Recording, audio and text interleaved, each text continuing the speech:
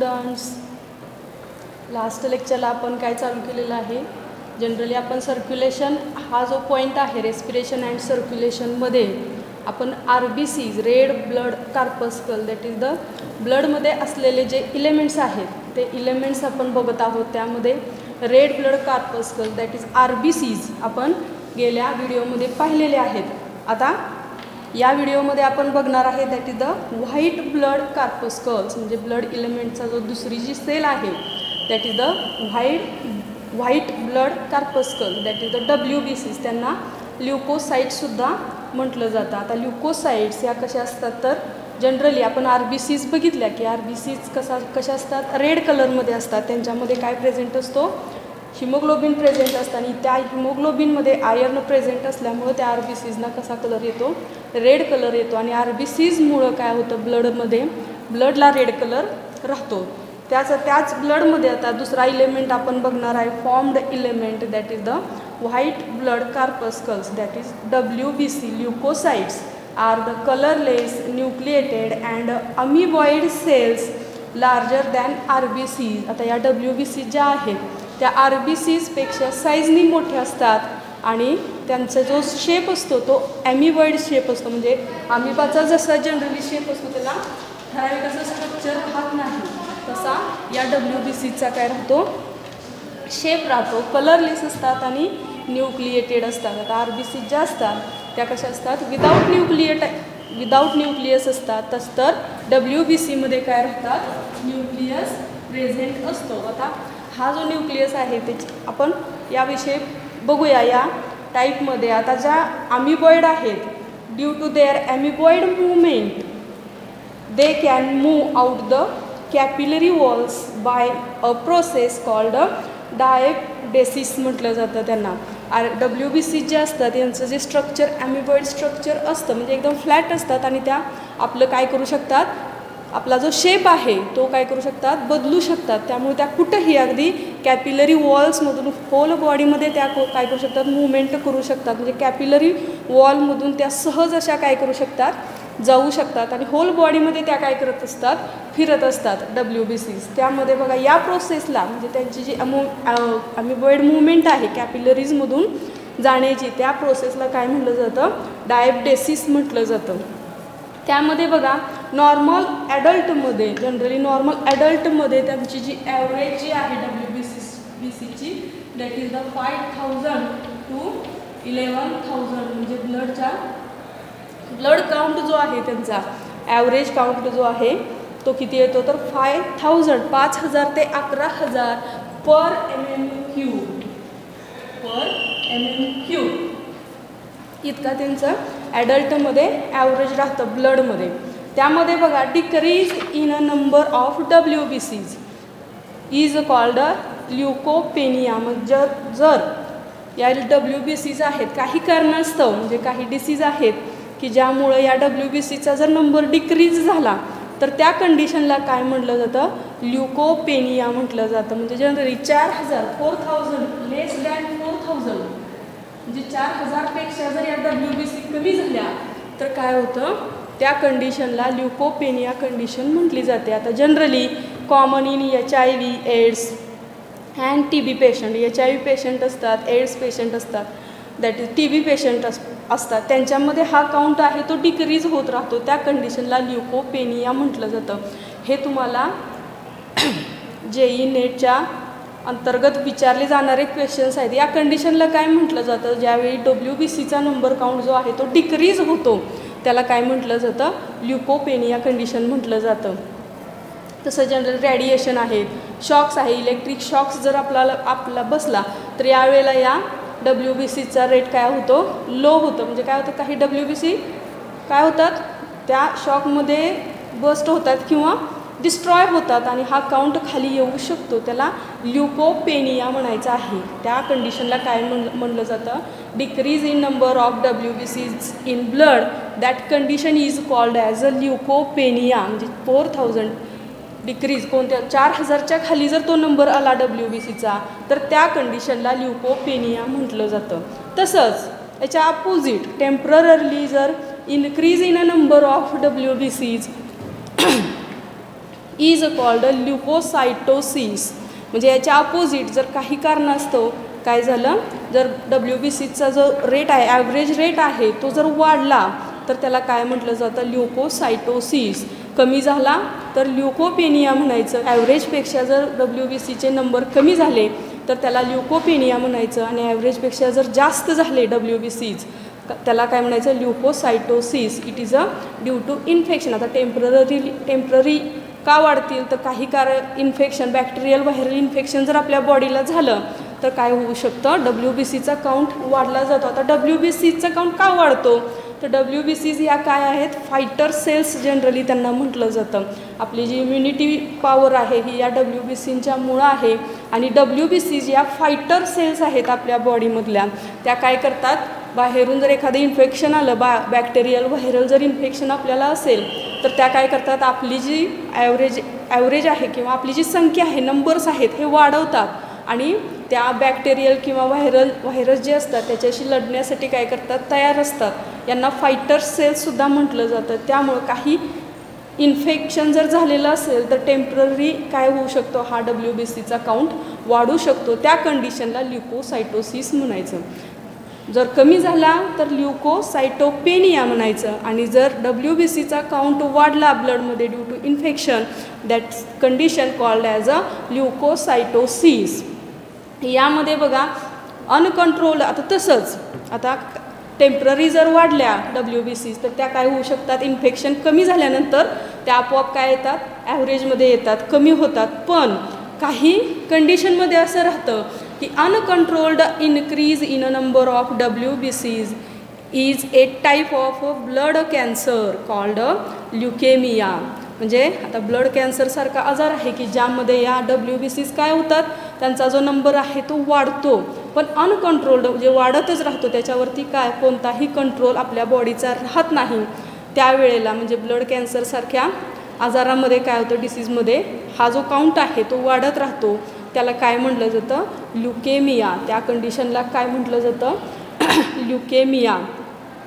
WBCचा rate जो आहे 4000पेक्षा कमी झाला तर ल्युकोपेनिया म्हटलं जातं. टेम्पररी जर WBCचा काउंट वाढला काही इन्फेक्शननी तर त्याला ल्युकोसायटोसिस म्हटलं जातं. आणि ब्लड कॅन्सरसारख्या आजारामध्ये काय होतं, uncontrolled increase in number of WBCs, that condition is called as a leukaemia. त्या कंडिशनला काय म्हटलं जातं, leukaemia.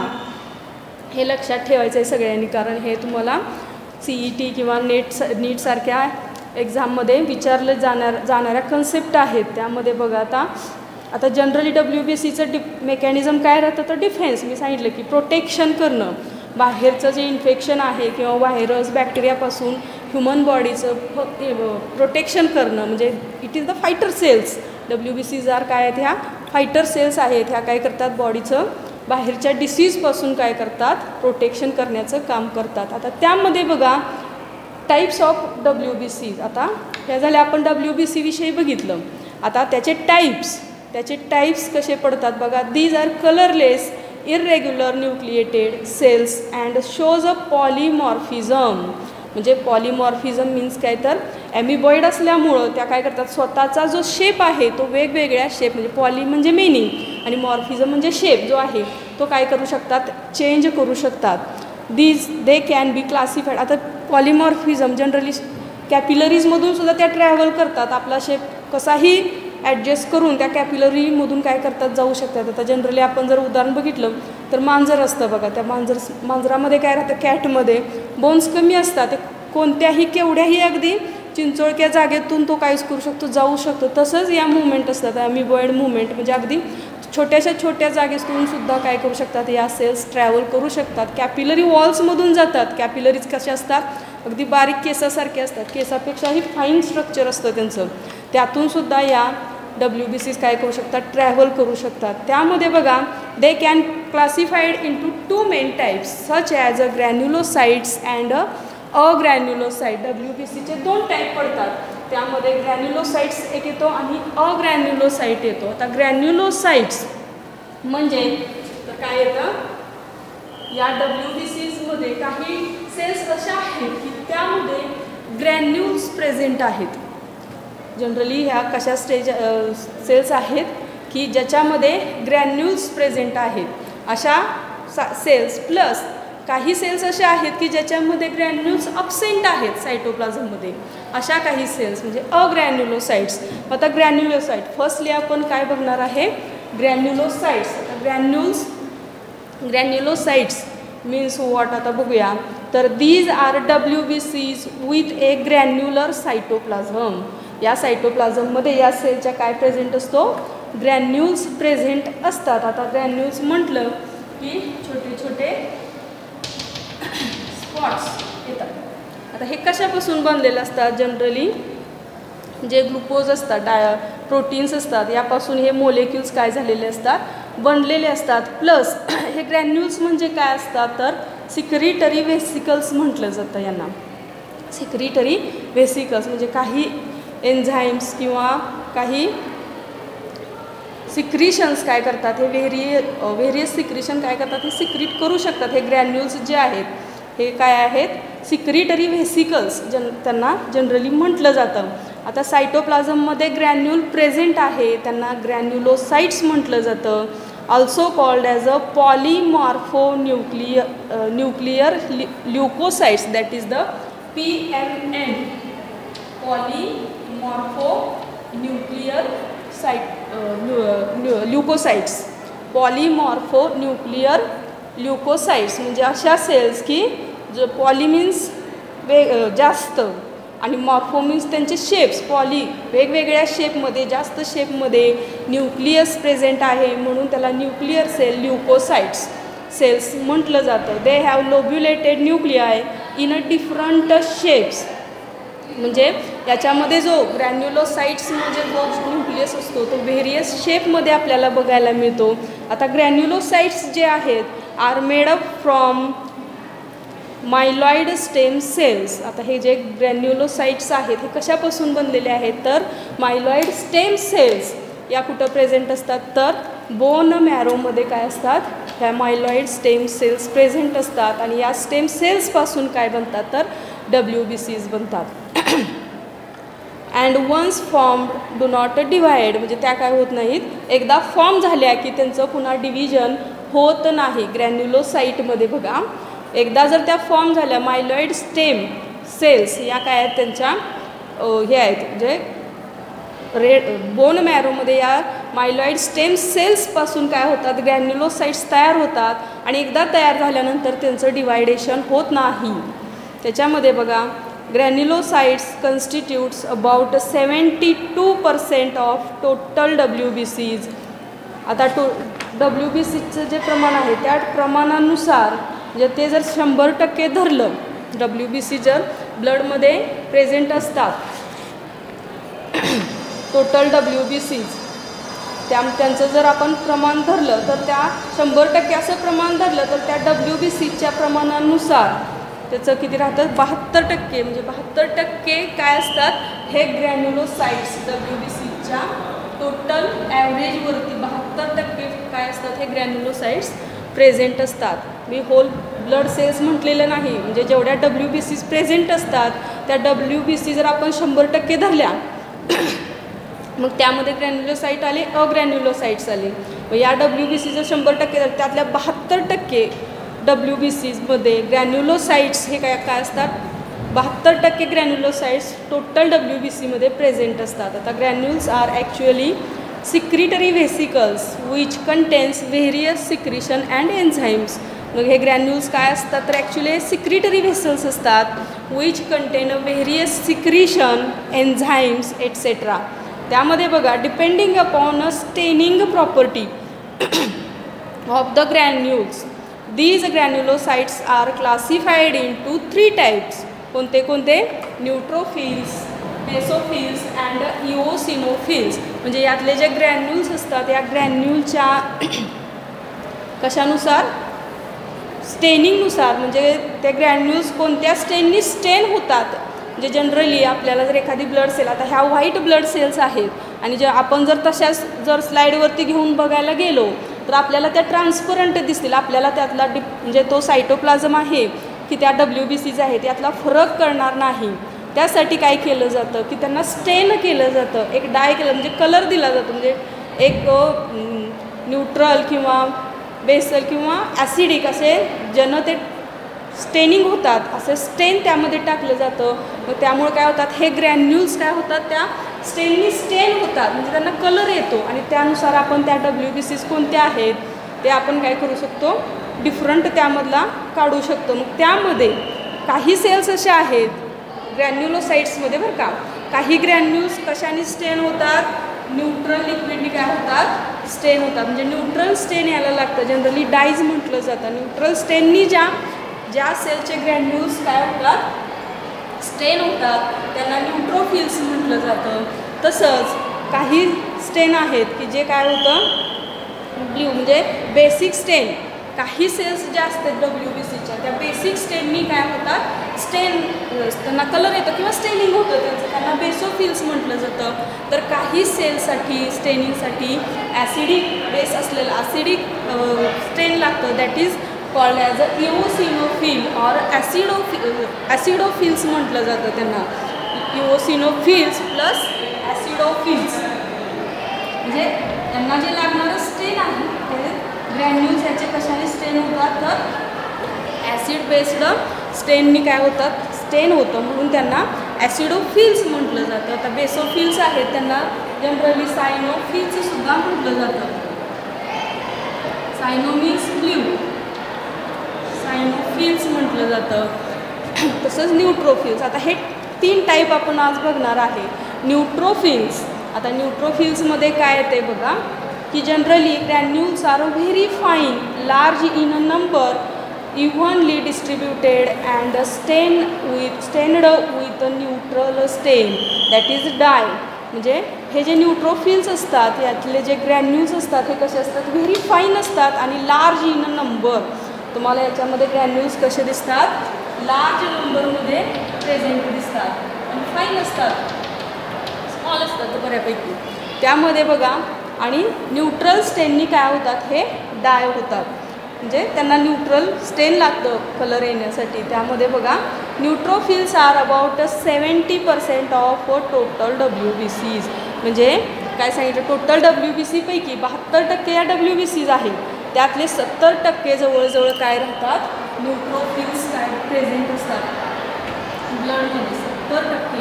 70% neutrophils are present in blood. Whole total count of WBCs मध्ये 70% हे न्यूट्रोफिल्स प्रेझेंट असलेले आपल्याला बघायला मिळतात. These cells are spherical and nucleus is a several lobed. आता न्यूट्रोफिल्समध्ये आपल्याला काय मिळतं तर सेल्सचा जो न्यूक्लियस आहे, दी सेल्स आर स्पेरिकल म्हणजे सेल्स कशा असतात स्पेरिकल इन शेप असतात, पण याच्यामध्ये जो न्यूक्लियस प्रेझेंट असतो तो काय राहतो लोब्ड राहतो. म्हणजे 2 to 7 लोब्स काय असतात इथं प्रेझेंट असू शकतात. लोब्स म्हणजे लक्षात येते न्यूक्लियस हा सर्कल शेपमध्ये नसतो, इथं काय राहतो लोब्ड राहतो, याला लोब्स प्रेझेंट असतात. मग 2 to 7 लोबपर्यंत जनरली काय राहतं इथं न्यूक्लियस आपल्याला बघायला मिळतो. म्हणजे असे लोब्स आपल्याला बघायला मिळतात. 2 to 7 लोब्सपर्यंत न्यूट्रोफिल्स आपल्याला इथं बघायला मिळतात. त्यामध्ये बघा these are able to perform amoeboid movement and phagocytosis. आता ह्या ज्या न्यूट्रोफिल्स असतात या कशा असतात तर ॲमिबॉइड मूवमेंट असते. आपल्याला माहिती आहे की WBCs या कशा असतात ॲमिबॉइड मूवमेंट असते, या कुठूनही कॅपिलरीजमधून अगदी ट्रॅव्हल करू शकतात. अँड फॅगोसायटोसिस, फॅगोसायटोसिस म्हणजे काय करतात या तर जे पॅथोजन्स असतात आपल्या बॉडीमध्ये व्हायरल बॅक्टेरियल जे पॅथोजन्स येतात त्यांना एंगल्फ करायचं म्हणजे गिळून टाकण्याचं काम कोण करतं या न्यूट्रोफिल्स करतात. त्या प्रोसेसला फॅगोसायटोसिस म्हणतात. एंगल्फ करणं म्हणजे पूर्णपणे काय करतात त्याला डिस्ट्रॉय करतात, गिळून टाकतात, त्याला काय म्हणायचं फॅगोसायटोसिस.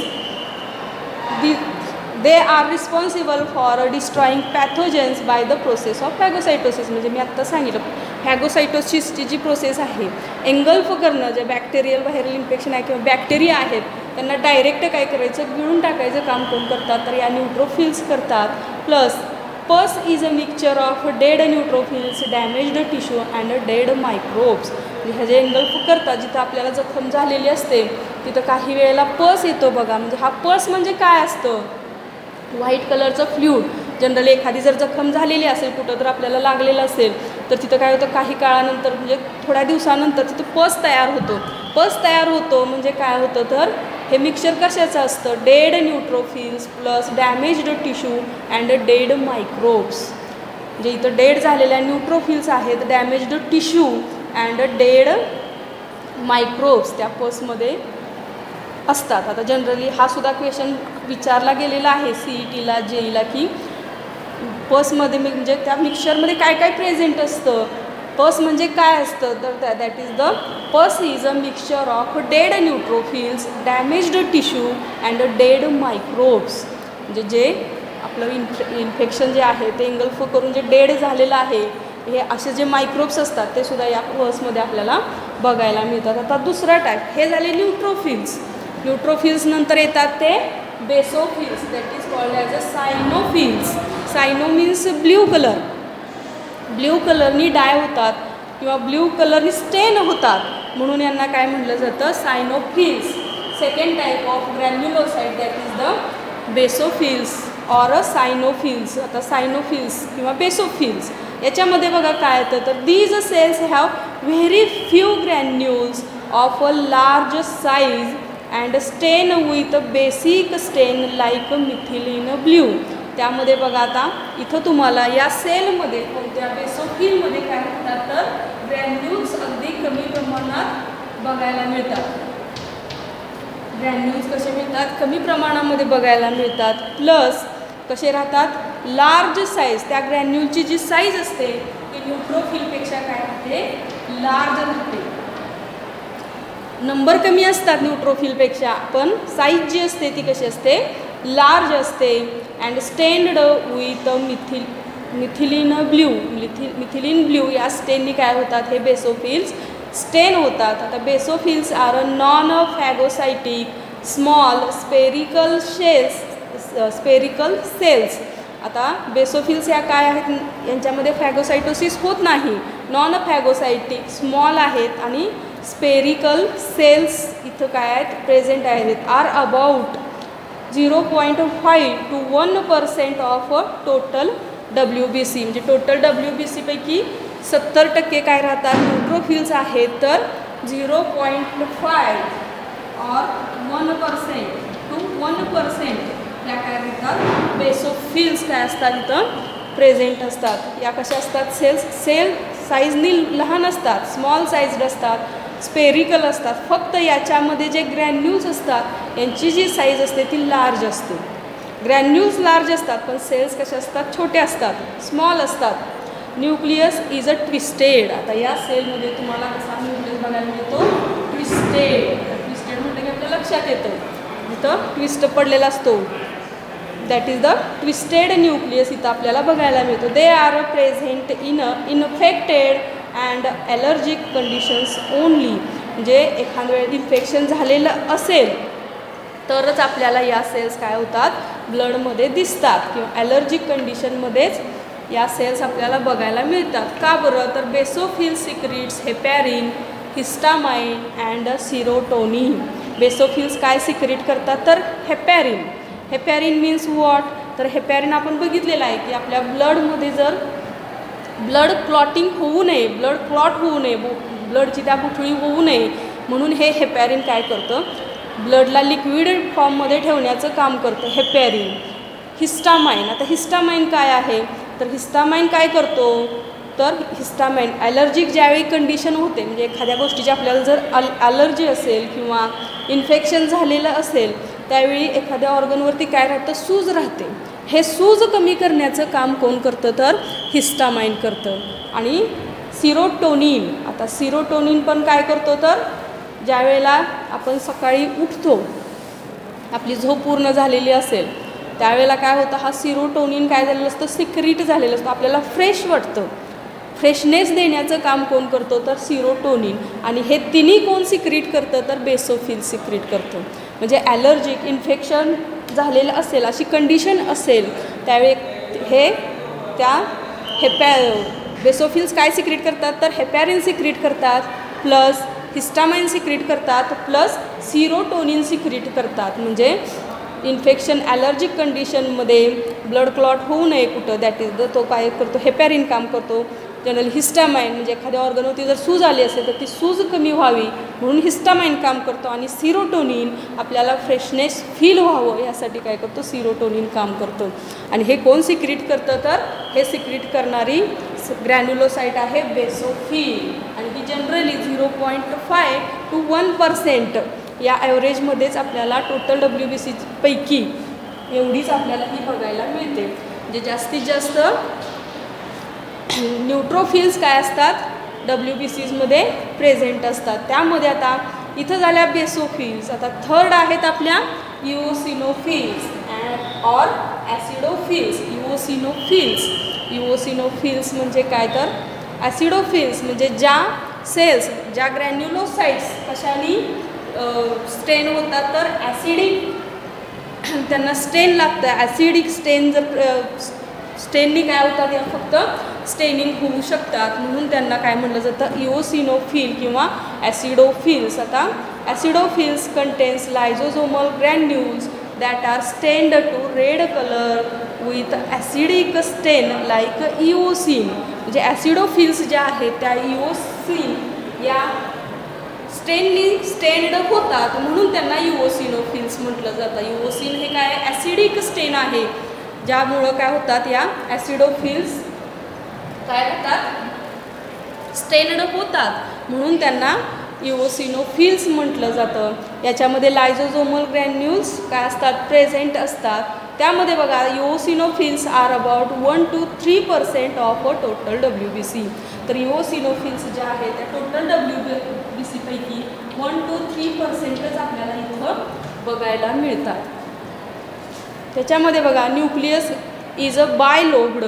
इथं न्यूक्लियस कसा असतो बायलोब्ड न्यूक्लियस प्रेझेंट असतो. म्हणजे जनरली 2 लोब्स काय असतात इथं न्यूक्लियसला प्रेझेंट असतात. बायलोब्ड न्यूक्लियस आपल्याला इथं बघायला मिळतो.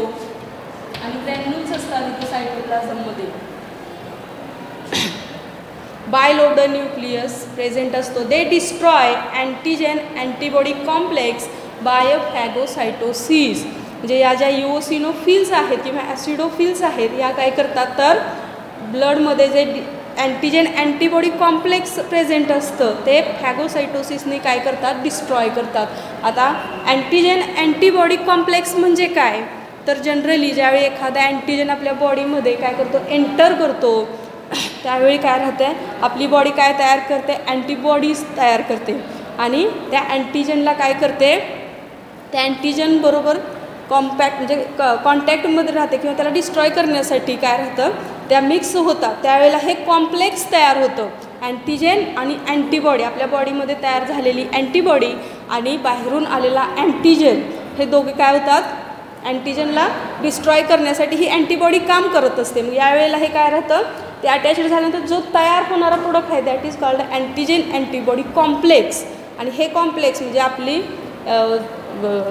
आपलं इन्फेक्शन आहे ते कमी झालं किंवा ॲलर्जी आहे ती कमी झाली आपलं जो डिसीज आहे किंवा आजार आहे तो कमी झालेला असतो. पण हे कॉम्प्लेक्स जे आहे ते आपल्या ब्लडमध्ये तसंच राहतं. हे जे कॉम्प्लेक्सेस आहेत हे कॉम्प्लेक्स काय करायचं डिस्ट्रॉय करायचं काम कोण करतं तर इओसिनोफिल्स करतात बाय फॅगोसायटोसिस. आता फॅगोसायटोसिस म्हणजे काय माहीत आहे तुम्हाला की जनरली या सेल्स काय करतात ते कॉम्प्लेक्स आहे ते एंगल्फ करतात म्हणजे गिळंकृत करतात गिळून टाकतात. त्यामध्ये बघा their number increases in allergic condition and they shows antihistaminic property. म्हणजे जनरली काय होतं ज्यावेळी ॲलर्जिक कंडिशन असते त्यावेळेलाच इओसिनोफिल्सचा जो नंबर आहे तो काय केलेला असतो वाढलेला असतो. का बरं वाढलेला असतो कारण त्यावेळेला त्यांना काय करायचं असतं अँटीहिस्टॅमिनिक प्रॉपर्टीज काय करायचे असतात इथं करायचे असतात. आता अँटीहिस्टॅमिनिक प्रॉपर्टी म्हणजे काय तर जनरली ज्यावेळी ॲलर्जिक कंडिशन येते हिस्टामाइन काय करतो बेसोफिल सिक्रीट करत असतो. आणि या हिस्टामाइनला काय करायचं कंट्रोल करायचं अँटीहिस्टॅमिनिक प्रॉपर्टी म्हणजे कंट्रोल करायचं काम कोण करतात तर या इओसिनोफिल्स करतात. They are also responsible for detoxification as they produce antitoxins, म्हणजे काही वेळेला आपण काही औषधं घेतो, आजारामध्ये अँटीबायोटिक्स घेतो, औषधं घेतो, त्यावेळेला काय राहतं, ही औषधं घेतल्यानंतर त्याचे जे थोड्याफार प्रमाणात त्याचा साईड इफेक्ट आपल्याला होऊ नये, आपल्या बॉडीमध्ये होऊ नये म्हणून या इओसिनोफिल्स काम करतात, म्हणजे डिटॉक्झिफिकेशनचं काम करतात. इथं आपले काय झाले टाईप्स, WBC मधले 3 जे टाईप्स आहेत कोणते, न्यूट्रोफिल्स, बेसोफिल्स आणि इओसिनोफिल्स, हे इथं आपले संपतात. आणि नेक्स्ट पिरियडला आपण काय करूया, अग्रॅन्युलोसाइट बघूया. थँक्यू.